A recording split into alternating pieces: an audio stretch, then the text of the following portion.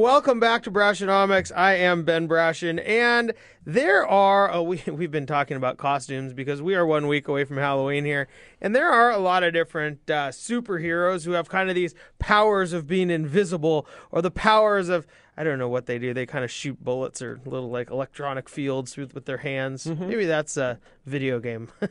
Anyways, there's a lot of different things that you can't necessarily see that aren't very good for you. And Scot Appert joins us with BioHealthy Homes. Scott has inspected and provided consulting services for hundreds of homes, commercial spaces, and building projects across America.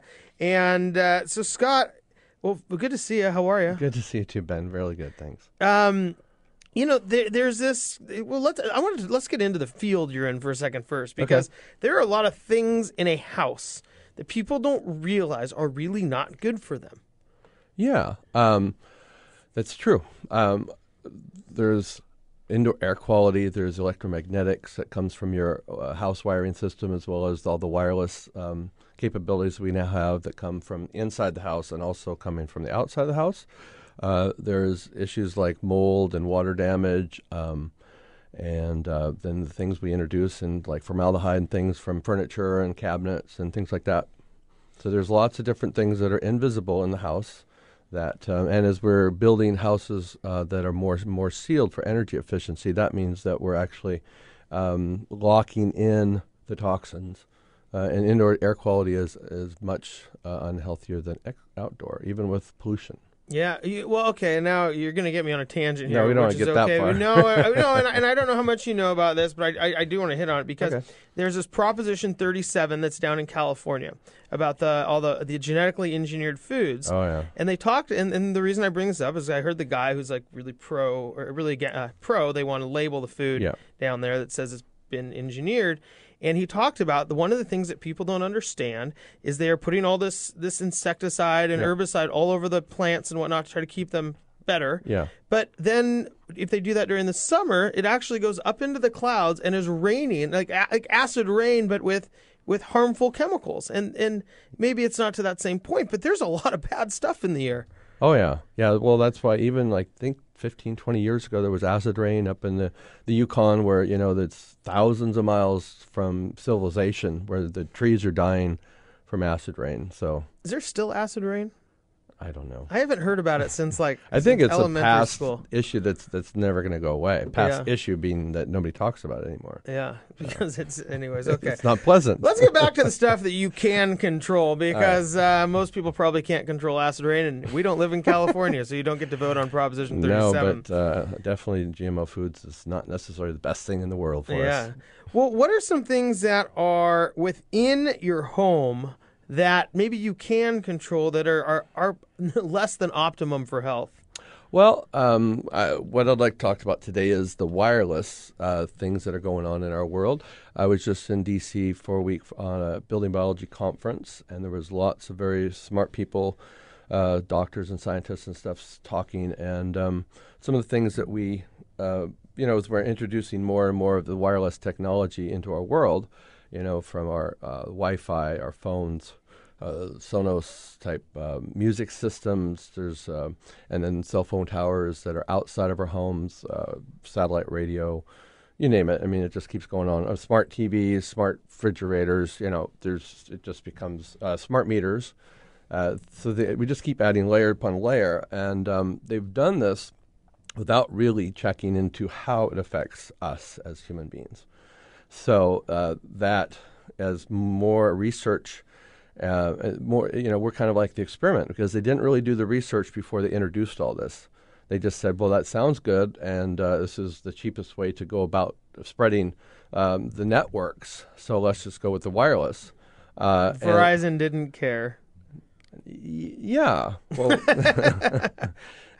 and we'll have to say, it's from the government down, because the government's supposed to be the watchdog for us, and the standards they're actually using for cell phones, it's called SAR. It's actually how much it actually heats up your body. So it's based on like 160 kilogram person at six foot, and it's how much does this phone actually heat up the tissue of your body. So I know everybody's probably had a long phone conversation where your ear gets hot, and you're like, oh, you got to switch sides, and the phone is really hot. Well, really, phones, and it's it's a microwave radiation. It's just like having a mini microwave oven. It's actually in that same frequency range, and the technology and the standards are based on like microwave oven standards. So it's the microwave ovens heat up tissue and food, and that's so actually, and there has been shown that damage can occur before you actually heat up your brain or your ear. Some of the health effects that have been attributed to, and this is based on science, and there's been a lot of studies, and there's more and more studies that are coming out that show this. Some of the health effects can be damages to your DNA. There's one experiment that showed that after 24-hour exposure to this wireless technology, now that could be a cell phone conversation, which obviously generally not be 24 hours, but if you have Wi-Fi, or if you have a cordless phone right by your head where you sleep, it's actually shown equal to, because they have photos of the cells equal to 1,600 chest X-rays. The deterioration of that cell was equal, because they had two different photos of the same thing. It also causes breakage of the DNA strand, so it actually can break the DNA, and so when your cells replicate, it actually won't replicate correctly. And that's like cancer. Yeah, well, a lot of these things can lead.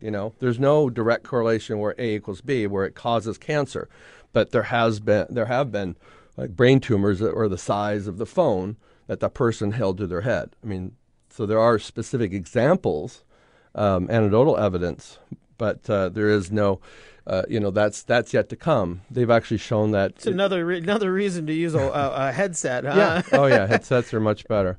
But it's also been shown that, it's more of the longer term. It's not like, you have one phone call and it's causing an issue. It's actually, they're looking at like the 10-year study. And, I'm in that range. I got my first cell phone, I think, in 1999.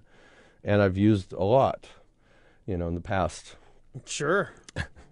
It does open the blood-brain barrier. A phone call can, and that's the blood-brain barrier actually protects your brain.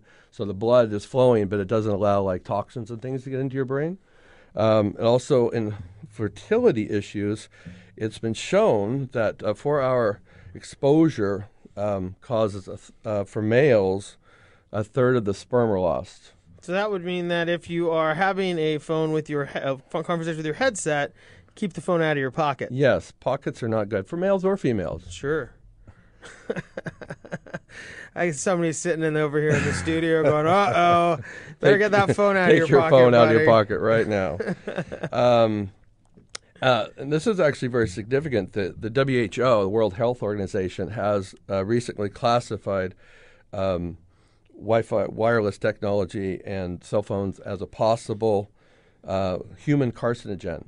It's a category 2B, possible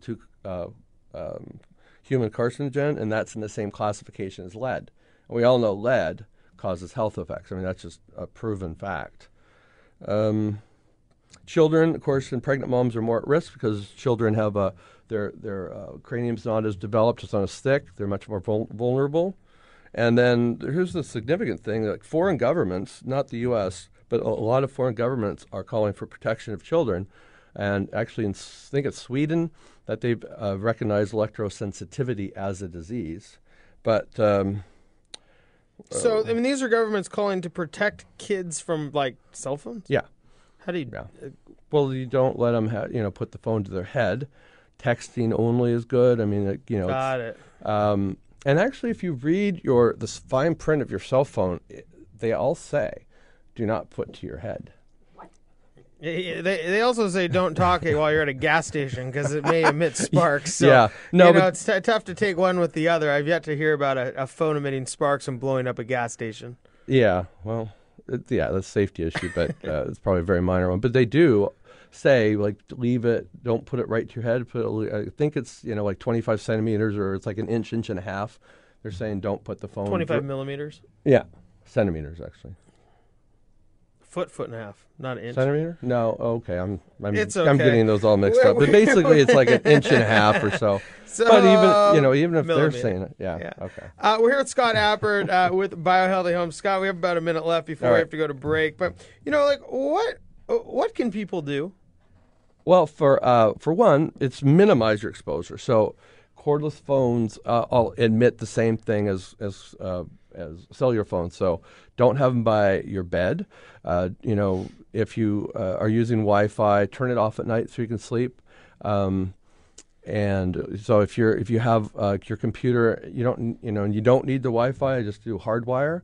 Anything you can to minimize your exposure is going to be a benefit to you, because some of the issues associated with is sleeping, headaches, memory, nervous system effects. It can affect your heart, hormonal disruptions, DNA breaks, premature aging. Now, nobody wants that. So, you gotta go. You get the cell phone, and then you gotta get the cream. And you can call me, because it's not all doom and gloom. There are ways of mitigating and are ways of shielding. So if you can see a cell phone tower from your home, there is some effect going on, but there are shielding ways. And I can come out with meters and read, actual measurements, and then figure out a mitigation plan. And I will attest to that. I mean, you've been to my house and you've shown me these different things that are going on, and the meters and whatnot, and it's very interesting. So you can reach out to Scott. You can find him on our Facebook page at facebook.com/Brashonomics, and all of his information is right there. Or you can Google Scot Appert. Great. Hey, thanks so much for joining us. You're listening to Brashonomics. We'll be right back after this break.